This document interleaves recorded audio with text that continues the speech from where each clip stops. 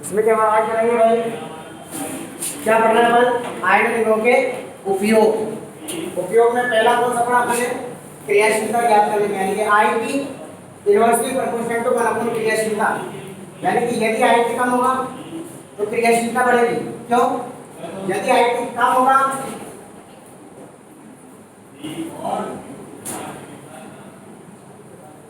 होगा तो नाभिक का बाह्यता कोश के इलेक्ट्रॉनों पर आकर्षण कम होगा, इसलिए इसकी इलेक्ट्रॉन त्याग कर धनायन बनाने की क्षमता अधिक होगी, इसलिए क्रियाशीलता अधिक होगी।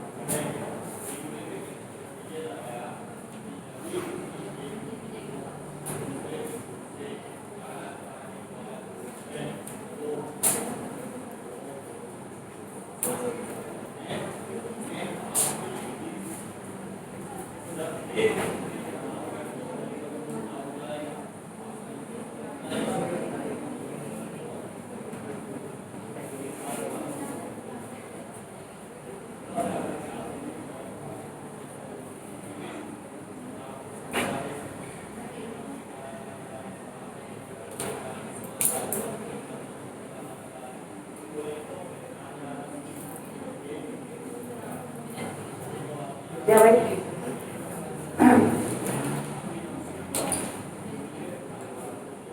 पहला कारक हो गया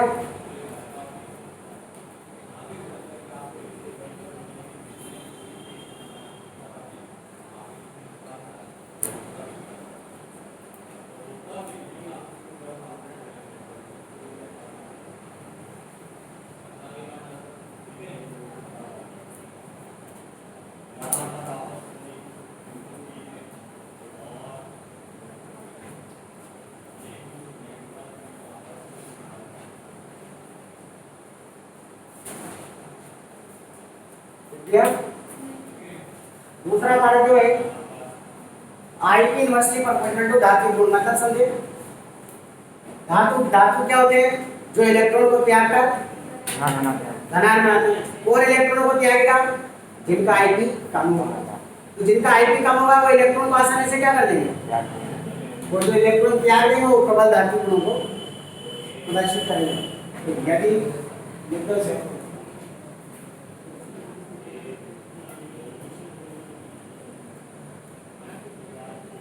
और धातु गुण कैसे होंगे भाई,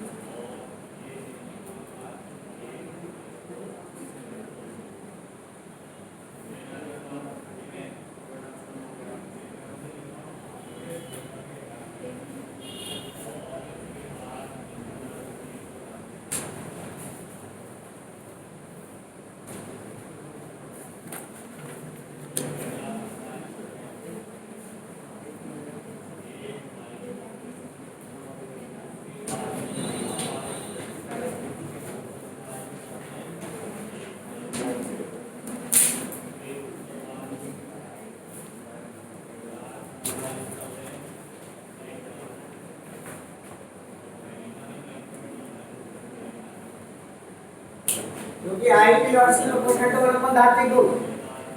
यदि आईपी का मान कम होगा तो धात्विक गुण अधिक होंगे। यदि आईपी का मान कम हो तो नाभिक का बाह्य तल कोश के इलेक्ट्रॉन पर आकर्षण का मान कम होगा, इसलिए इलेक्ट्रॉन त्यागने की प्रवृत्ति क्या होगी, इसलिए धात्विक गुण की क्या होगी।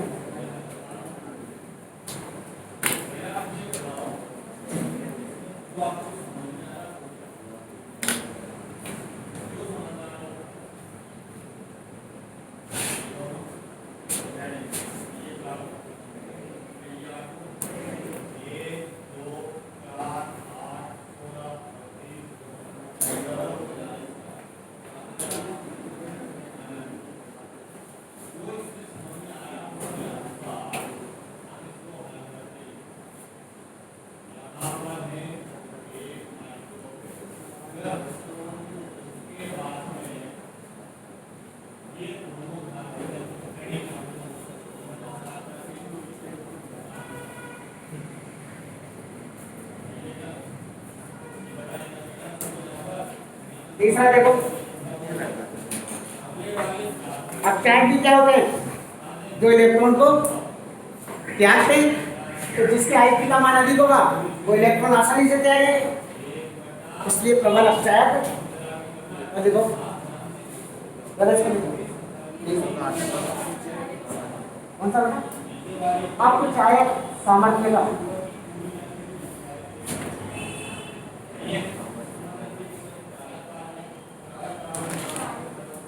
सामर्थ्यता अपचायक सामर्थ्यता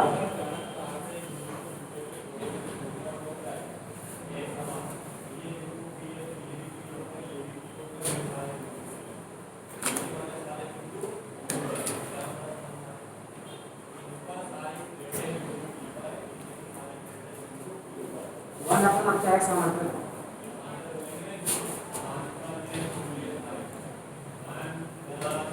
लिखो वे तत्व, इसमें तो नीचे लिखो वे तत्व जिनके आयनन निभव का मान कम होता है,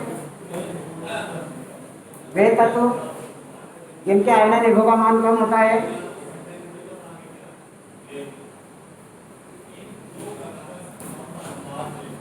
वो आसानी से इलेक्ट्रॉन त्याग कर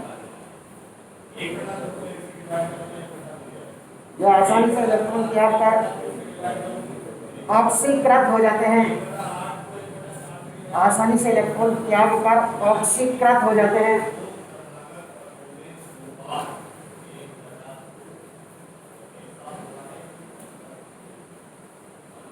इसलिए इनकी अपचायक सामर्थ्यता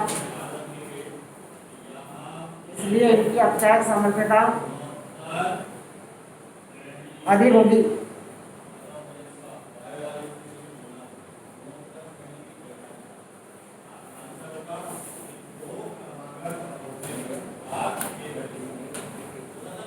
चौथा लिखो, हो गया चौथा लिखो, ऑक्सीकरण अवस्था ज्ञात करने में, ऑक्सीकरण अवस्था ज्ञात करने में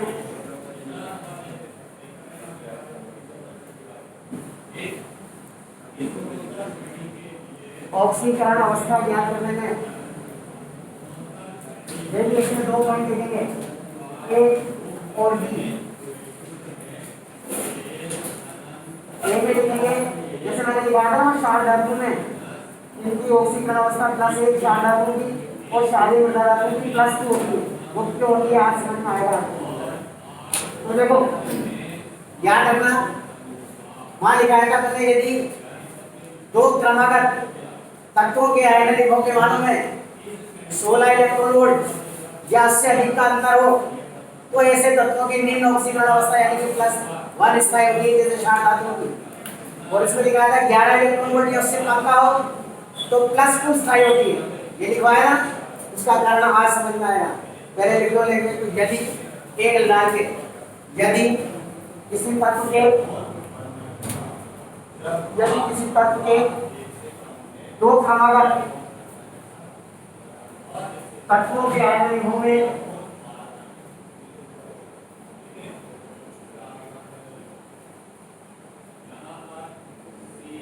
इलेक्ट्रॉन वोल्ट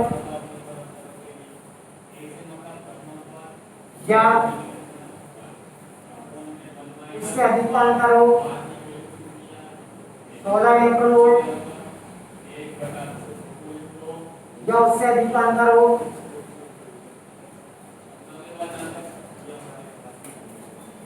तो ऐसे तत्वों की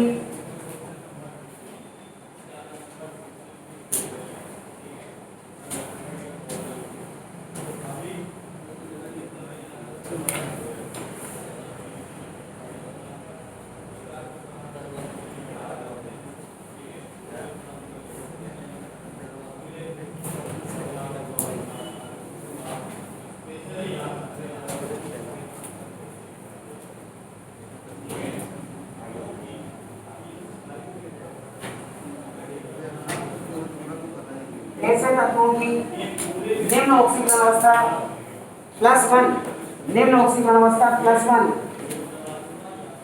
स्थायी होती है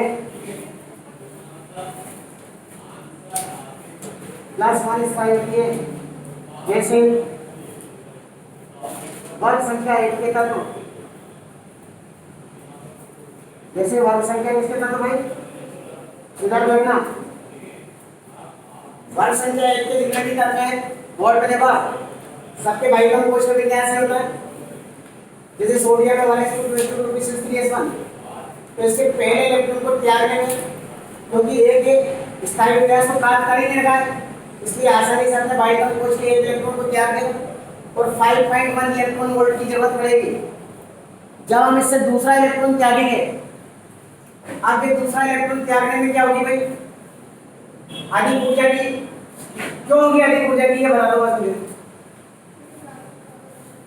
लाइक क्यों होगी क्योंकि ये कौन सा क्या हो गया स्थायी एक इलेक्ट्रॉन त्यागने के बाद स्थायी विन्यास हो गया और अपन ने बताया था जिन तत्वों के विन्यास स्थायी होते हैं उनके आयनन भौतिकमान बहुत अधिक होते हैं और आता अपन ने स्थायी विन्यास में इसलिए वाइटम कोश पे छेड़ दो 8 इलेक्ट्रॉन हो गए 8 इलेक्ट्रॉन के बाद दूसरे इलेक्ट्रॉन को देख के वाइटम कोश के इलेक्ट्रॉन पर मैक्सिमम आकर्षण है तो दूसरे इलेक्ट्रॉन को त्यागने में 47.3 इलेक्ट्रॉन वोल्ट की जरूरत पड़ रही है और इनका अंतर देखना Ip2 माइनस Ip1 कितना आ रहा है 47.3 माइनस 5.1 बराबर कितना आ गया भाई 42.2 इलेक्ट्रॉन वोल्ट जो कि 16 इलेक्ट्रॉन वोल्ट से क्या है ज्यादा है और इतनी ऊर्जा में रासायनिक अभिक्रिया में उपलब्ध इसलिए ये केवल एक इलेक्ट्रॉन ही त्यागता है इस कारण इसकी ऑक्सीजन अवस्था कितनी होती है आगे बात समझ में लिख दीजिए क्योंकि एक त्याग से कौन सा विन्यास आ जाएगा और स्थायी विन्यास से 40 इलेक्ट्रॉन वोल्ट से अधिक ऊर्जा की जरूरत है तो दोनों का अंतर 16 से क्या है 16 तक तो प्राप्त हो जाती है 11 तक प्राप्त होती है वैसे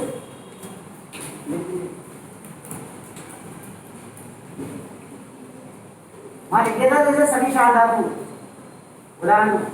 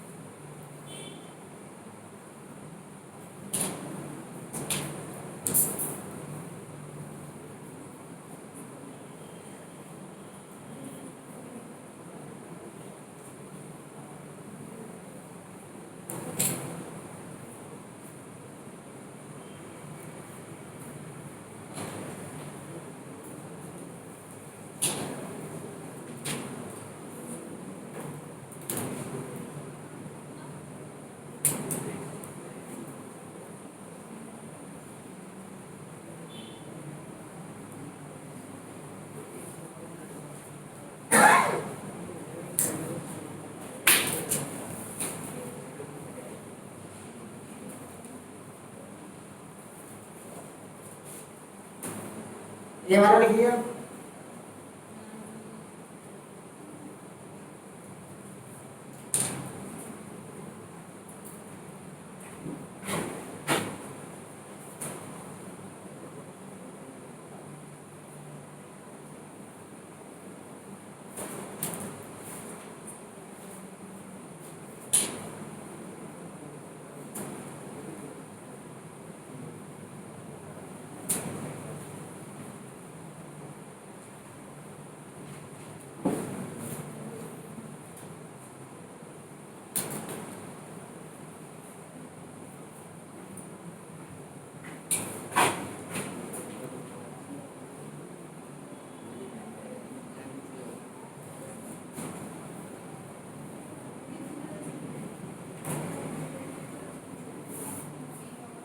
आता लिख दिया ना। अब बी में लिखो, यदि यदि किसी तत्व के, यहाँ लिखो बी में जो बोलो 10 अष्टपूर्ण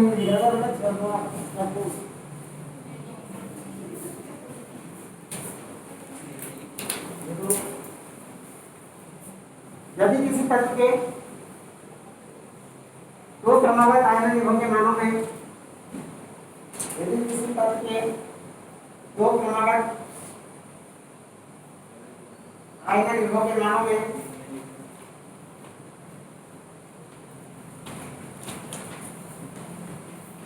11 इलेक्ट्रॉन वोल्ट या उससे कम का अंतर हो, 11 इलेक्ट्रॉन वोल्ट या उससे कम का अंतर हो,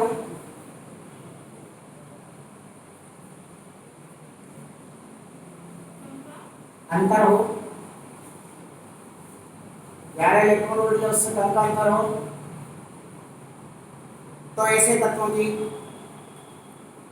उच्च ऑक्सीकरण अवस्था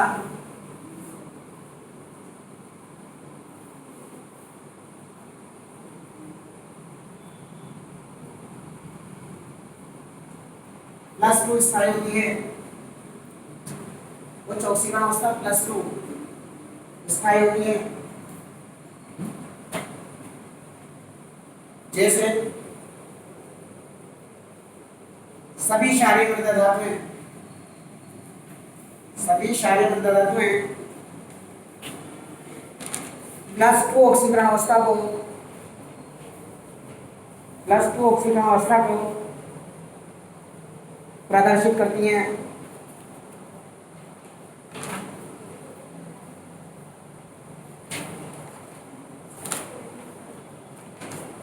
+2 ऑक्सीकरण अवस्था प्रदर्शित करती हैं। विद्या भाई आप देखो, जैसे मैग्नीशियम में क्षारीय मृदा धातु है 1s2 2p6 3s2, तो इसके पहले कोश में 2, दूसरे में 8 और तीसरे में कितने इलेक्ट्रॉन है?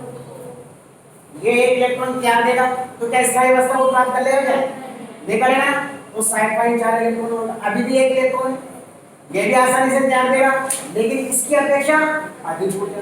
तो देखो 15 इलेक्ट्रॉन वोल्ट और दोनों का अंतर कितना आ रहा है?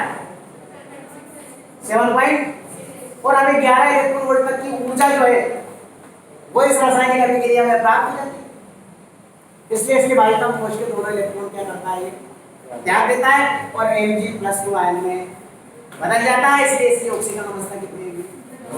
आ गई बात समझ में? ये बात आपको याद होनी चाहिए। मालिक वर्गाना में प्रथम और द्वितीय आयन में हो गए मानो लिखने का अंतर। अब एक बार बताओ, अगर इसका तीसरा आयन होगा मान क्या होगा? 2s2 2p6 हो गया ना, कम होगा या ज्यादा होगा? बहुत ज्यादा होगा। क्यों? स्थायी विन्यास को प्राप्त कर लेंगे।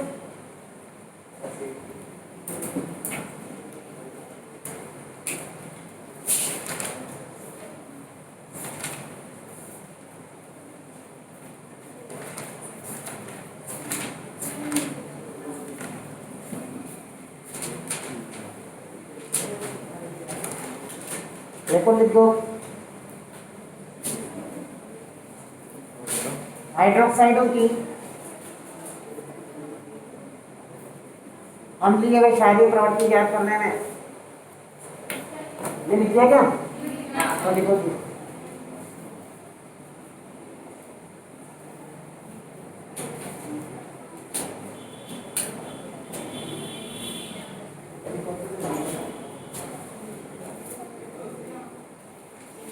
हाइड्रोक्साइडों की अम्लीय व क्षारीय प्रवृत्ति की पहले लिख लो, फिर बाद में कर देना इसमें। पहले लिख लो, जगह छोड़ के लिख लो। हाइड्रोक्साइडों की अम्लीय व क्षारीय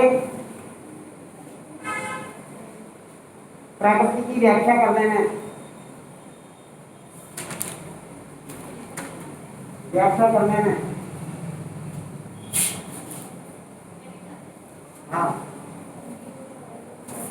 हाइड्रोक्साइडों के अम्लीय व क्षारीय प्रवृत्ति की व्याख्या करने में। इसमें ये लिख दो,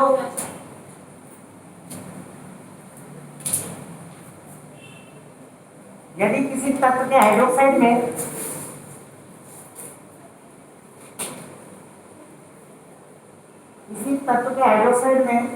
वो किसी हाइड्रोक्साइड किसी तत्व के हाइड्रोक्साइड में तत्व का आयनन विभव कम हो, तत्व का आयनन विभव कम हो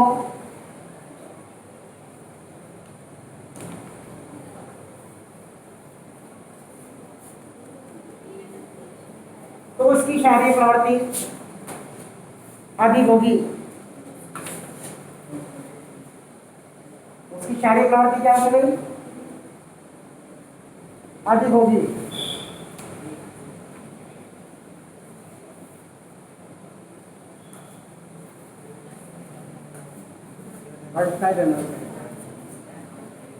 जैसे NaOH